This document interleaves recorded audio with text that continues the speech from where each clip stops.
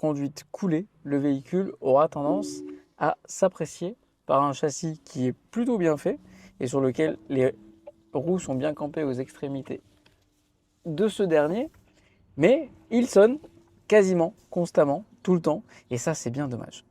On fait un petit point d'ailleurs sur ces modes de conduite. Nous on l'a mis en EV+, et donc on privilégie le mode électrique au mode thermique. Et franchement, c'est appréciable d'avoir plus de 110 km d'autonomie encore en tout électrique. Et surtout un total, un cumulé à 853. Ça fait plaisir. Le véhicule est fort appréciable à déplacer, très silencieux, bien insonorisé. Et puis, encore une fois, je vais me répéter, mais il y a peu ou pas de concurrence à moins de 40 000 euros sur le marché avec une telle autonomie confortable. Vous voyez, ce véhicule s'apprécie en mode EV+, avec le mode de conduite sport. Ça reste tout à fait confortable, tout à fait agréable à conduire. On a quand même un beau bébé de 4,73 m. Hein. On n'est pas volé en termes de gabarit, avec de la prestance, 1,90 m de large. Et on se sent un peu large, justement, dans des rues assez étroites comme celle-ci. Par contre, quel silence de fonctionnement, hormis celui-ci, de Mouchard.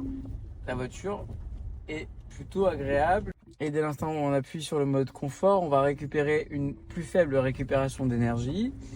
Et on est quasiment en roue libre. La direction passe en mode confort, donc un peu plus flottante, quoique ça va encore. Et on aura une accélération plus linéaire. Donc là encore, on va pouvoir aller privilégier pour grappiller quelques kilomètres d'autonomie. Comme vous le voyez, on est en plein milieu d'un champ. Et qui dit SUV dit aptitude tout terrain ou alors tout chemin. Et en l'occurrence, le confort de conduite sur des chemins et des routes aussi escarpées que celle-ci est vraiment très surprenante. On a une filtration qui est vraiment bonne. S'il a vraiment une qualité insoupçonnée, c'est vraiment celle-ci, celle de son confort en toute situation. Alors, ça équivaut vraiment à des Boss, évidemment, et mouvements de caisse, hein, qui sont vraiment ténus par rapport aux petites crevasses qu'on passe. Des défauts, hormis une image de marque inexistante à ce jour, vous entendez les bip bip.